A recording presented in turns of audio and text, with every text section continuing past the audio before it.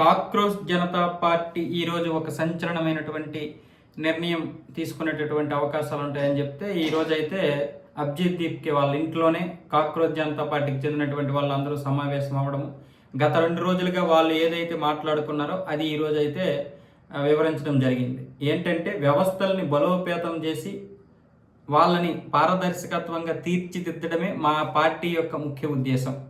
రాజకీయ పార్టీల్లో చాలా వరకు అవినీతి కొరవడింది, ముఖ్యంగా ఇప్పుడున్నటువంటి ప్రభుత్వంలో. ఇది అభిజిత్ దీప్కే యొక్క అభిప్రాయం.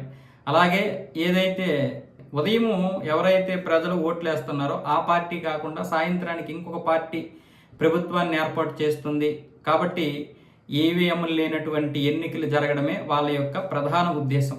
ఈ విషయం అయితే వాళ్ళు బయట పెట్టలేదు. ఇప్పుడు ప్రభుత్వం నుంచి తీవ్ర ఒత్తిడి తీసుకురావాలి, ఈవీఎంలు లేకుండా 2029 ఎన్నికలు జరగాలి.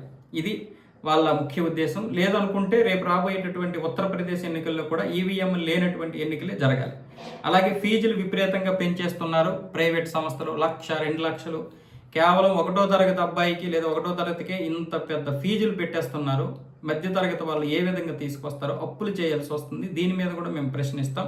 అలాగే వ్యవస్థలో జరుగుతున్నటువంటి ప్రతి విషయాన్ని కూడా ప్రశ్నిస్తాం. కాకపోతే ఏంటంటే అది ఎక్కడంటే దేశమంతా కూడా, కాకపోతే ఎక్కువగా బీజేపీ ప్రభుత్వం అధికారంలో ఉన్న చోట మాత్రమే ప్రశ్నిస్తామన్న విధంగా అభిజిత్ దీప్కే చెప్తున్నాడు. జార్ఖండ్లో జరిగినటువంటి ఆ పిల్లలు ఏదైతే ఉన్నారో అలాంటి దగ్గర కానీ, లేకపోతే పంజాబ్లో కానీ, జమ్మూ కాశ్మీర్లో కానీ, తెలంగాణ, తమిళనాడు, కర్ణాటక, కేరళ ఇలాంటి ప్రాంతాల్లో కాకుండా మ్యాక్సిమం ఇలాంటివి చూసుకోవడానికి వాళ్ళు ఒక పక్కా ప్లాన్ తోటి అయితే బీజేపీ కేంద్ర ప్రభుత్వం కానీ లేదా రాష్ట్ర ప్రభుత్వాలు కానీ ఎక్కడెక్కడ ఉంటాయో బీజేపీకి చెందినటువంటివి అక్కడ ఈ యొక్క విషయం గురించి మాట్లాడడానికి వీళ్ళు సమాయత్తం అవుతున్నారు.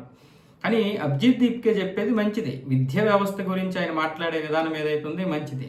కానీ ఆ విద్యా వ్యవస్థ అనేది ప్రైవేట్ పాఠశాలలు ఫీజు తగ్గించడం మంచిదే, కానీ ప్రభుత్వ పాఠశాలల్ని డెవలప్ చేయాలి.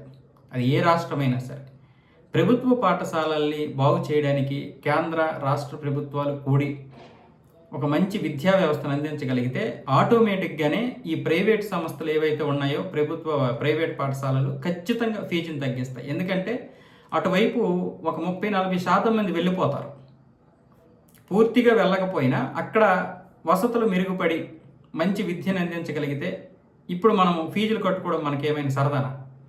ఈ విషయంలో మాత్రం సీజేపీ కావచ్చు, ఎవరైనా కావచ్చు, దీని గురించి మంచి అవగాహన పెట్టుకొని ఖచ్చితంగా ప్రభుత్వాలను ప్రశ్నించాలి. వాళ్ళైనా మనమైనా ఎవరమైనా సరే విద్యా వ్యవస్థ విషయంలో మాత్రం ఖచ్చితమైనటువంటి ఒక మంచి వ్యవస్థను అయితే తీసుకురావాలి.